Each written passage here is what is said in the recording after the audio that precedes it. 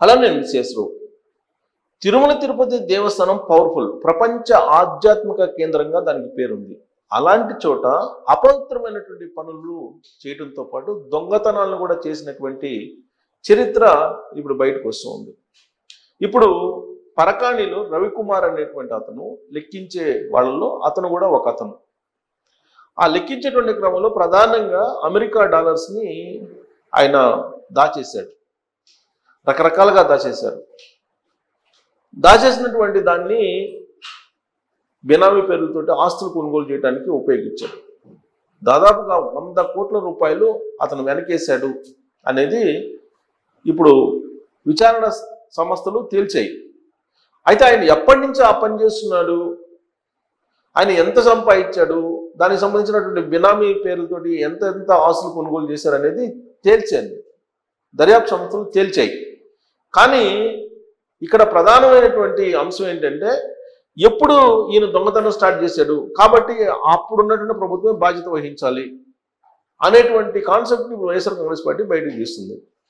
సరే, ఇంతకీ 100 కోట్ల రూపాయలు విలువైనటువంటి ఆస్తులను అయితే కొనుగోలు చేశారు కదా, వాటిని తెలుసుకున్నారు కదా దర్యాప్తు సంస్థలు. మరి ఆ 100 కోట్ల రూపాయల ఆస్తుల్ని వెనక్కి తీసుకున్నారా అని అంటే కొన్ని మాత్రమే సెటిల్మెంట్ చేసి రాయించేసుకున్నారు తిరుమల తిరుపతి దేవస్థానం పేరు మీద. మరి మిగతా ఆస్తులు ఏమైపోయినాయి?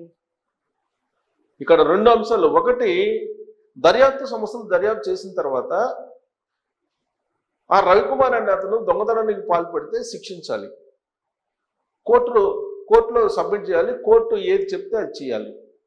కానీ ఇక్కడ ప్రైవేట్ సెటిల్మెంట్ చేసి ఆస్తులు తిరుమల తిరుపతి దేవస్థానానికి రాయించేసుకున్నారు అనేది ఇప్పుడు ఉన్నటువంటి ప్రభుత్వం చెప్తుంది.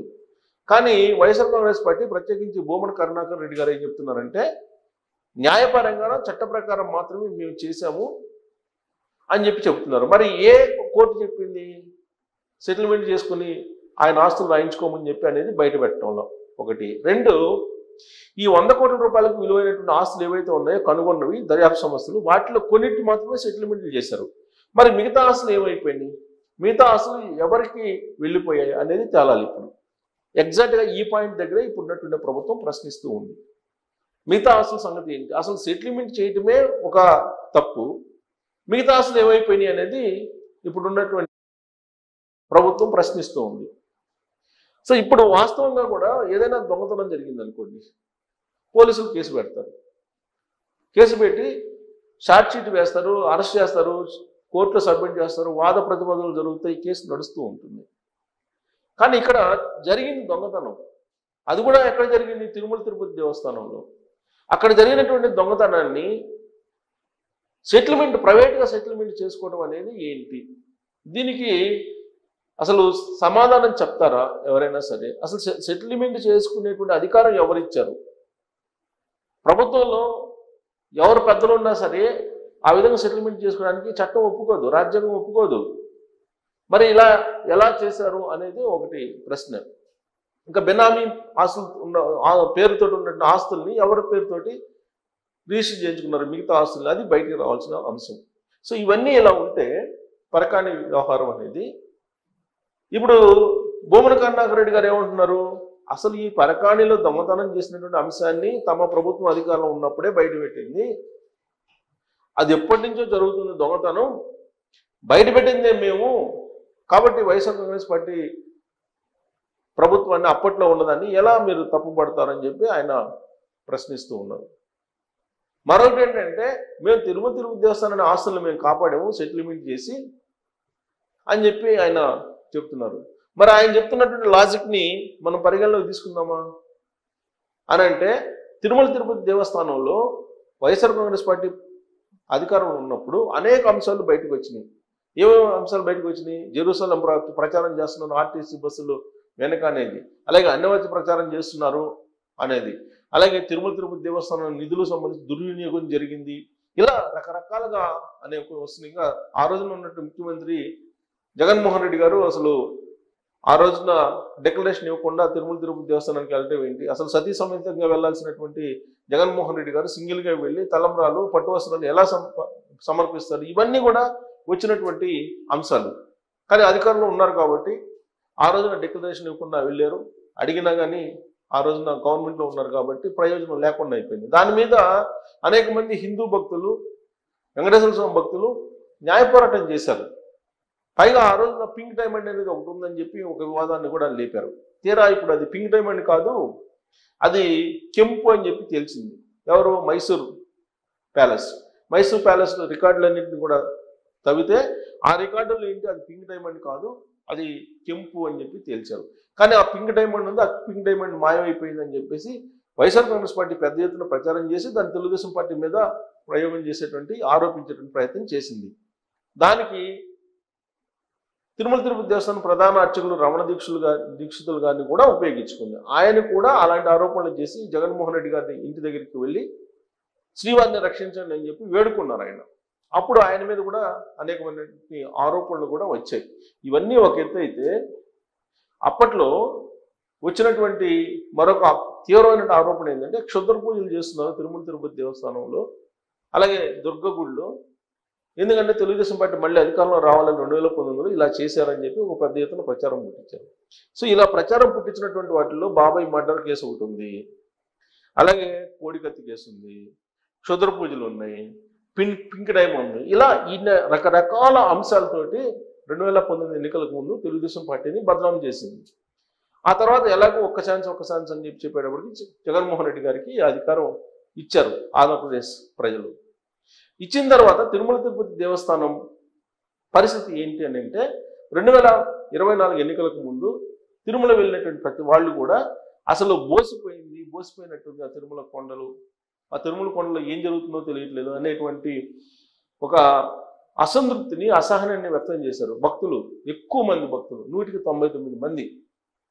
సో దానికి సంబంధించి నేను కూడా అప్పట్లో ఒక వీడియో కూడా చేశాను. మరి ఇప్పుడు కూటమి ప్రభుత్వం వచ్చిన తర్వాత ఆ రోజున ధర్మారెడ్డి ఈఓగా ఉన్నప్పుడు ఏం జరిగింది, భూమన కరుణాకర్ రెడ్డి గారు చైర్మన్గా ఉన్నప్పుడు ఏం జరిగింది, వైవి సుబ్బారెడ్డి గారు చైర్మన్గా ఉన్నప్పుడు ఏం జరిగింది, తిరుమల తిరుపతి దేవస్థానం నిధుల్ని ఎలా పక్కదోవ పట్టించారు, ఇవన్నీ కూడా ఎంక్వైరీ వెయ్యాలి. కానీ ధర్మారెడ్డి ఎంచక్క ఢిల్లీలో వెళ్ళి కూర్చున్నారు. ఆయన్ని అసలు కనీసం టచ్ చేసేటువంటి పరిస్థితి కూడా లేదు ఇవాళ. కారణం ఢిల్లీ పెద్దలు. అలాగే వైవి సుబ్బారెడ్డి మీద విజిలెన్స్ విచారణ చేశారు. ఆ విజిలెన్స్ విచారణ ఎక్కడుందో తెలియదు. అలాగే భూమన కరుణాకర్ రెడ్డి మీద విచారణ జరిపిస్తాము అని చెప్పి ఇప్పుడు ఉన్నటువంటి బోర్డు చెప్తుంది. కానీ దేని మీద విచారణ జరిపిస్తుంది? ఇప్పుడు తిరుమల తిరుపతి దేవస్థానంలో 2500 మంది ఎంప్లాయీస్ తమకు టచ్లో ఉన్నారని చెప్పి డైరెక్ట్గా భూమన కరుణాకర్ రెడ్డి గారే చెప్పారు. మరి ప్రతి విషయం మాకు వస్తుందని చెప్పి చెప్తూ గోవులకు సంబంధించినటువంటి మరణాలను బయటికి తీసుకొచ్చారు ఆయన.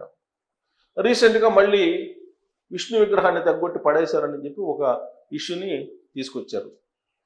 తిరుమల తిరుపతి దేవస్థానంలో అసంపూర్ణంగా, అసంతృప్తిగా, అపవిత్రం చేస్తున్నారని చెప్పి ఇప్పుడు భూమన కరుణాకర్ రెడ్డి గారు ఇప్పుడు ఉన్నటువంటి కూటమి ప్రభుత్వాన్ని విమర్శ చేస్తున్నారు.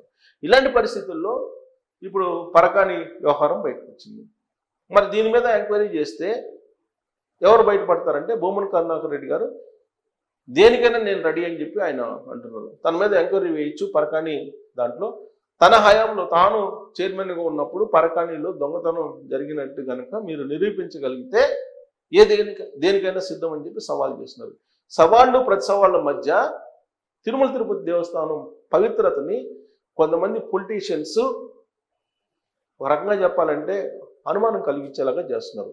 తిరుమల తిరుపతి పవిత్రతని అంటే ఎవరేం చేసినా కానీ ఆ పవిత్రత అయితే ఏం కాదు, కానీ బట్ అపవిత్రం చేసే ప్రయత్నం అయితే చేస్తున్నారు. రాజకీయాలకి అతీతంగా ఉండాల్సినటువంటి ఆ తిరుమల తిరుపతి దేవస్థానాన్ని, శ్రీవారిని రాజకీయాల్లో ముంచి తేలుస్తున్నారు వీలున్నప్పుడల్లా, ఎవరికి వీలుంటే వాళ్ళు. సో కాబట్టి ఇప్పుడు పరకానికి సంబంధించిన వ్యవహారం బయట పెట్టాలంటే ముందు అసలు ధర్మారెడ్డిని టచ్ చేయాలి. ధర్మారెడ్డి, అలాగే వైవి సుబ్బారెడ్డి, కరుణాకర్ రెడ్డి వీళ్ళందరి మీద నిజంగానే విజిలెన్స్ విచారణ వేసి విచారించే అవకాశం ఉందా? కల్తీ లడ్డుకు సంబంధించి ఇప్పటి వరకు లేదు. కల్తీ లడ్డు మేము చేయలేదు అంటారు YSR Congress party. CBI enquiry నడుస్తుంది. సో ఇవన్నీ కూడా పొలిటికల్ ఇష్యూస్ కింద మారిపోతున్నాయి. ఇది మంచిది కాదు. తిరుమల తిరుపతి దేవస్థానం విషయంలో రాజకీయాలకు అతీతంగా విచారణలు జరగాలి. దీని వెనుక బీజేపీ పెద్దలున్నా, ఢిల్లీ పెద్దలున్నా, లేదా ఇతర పెద్దలున్నా ఖచ్చితంగా వెంకటేశ్వర స్వామి చూస్తూ ఉంటారు అనేటువంటి ఒక నమ్మకం హిందూ సమాజంలో ఉంది.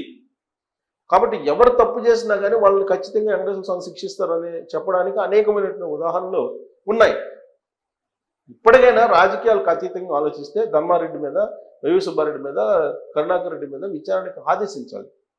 విచారణ ఆదేశించకుండా అసలు ఆ కేసులు ఏమైపోయినాయో తెలియదు, ఆ విచారణ ఎక్కడుందో తెలియదు, ఆ నేరం చేసినటువంటి శిక్షిస్తారో లేదో తెలియదు. మరి ఇలాంటి పరిస్థితుల్లో దీన్ని రాజకీయపరమైనటువంటి కోణంలో వచ్చినటువంటి అంశం అనుకోవాలా మనం. నిజంగానే అక్కడ ఆకృత్యాలు, అక్రమాలు, అలాగే అవినీతి జరిగిందని చెప్పి మనం భావించాలి. దీని మీద మీరు కామెంట్ చేయొచ్చు. Thank you.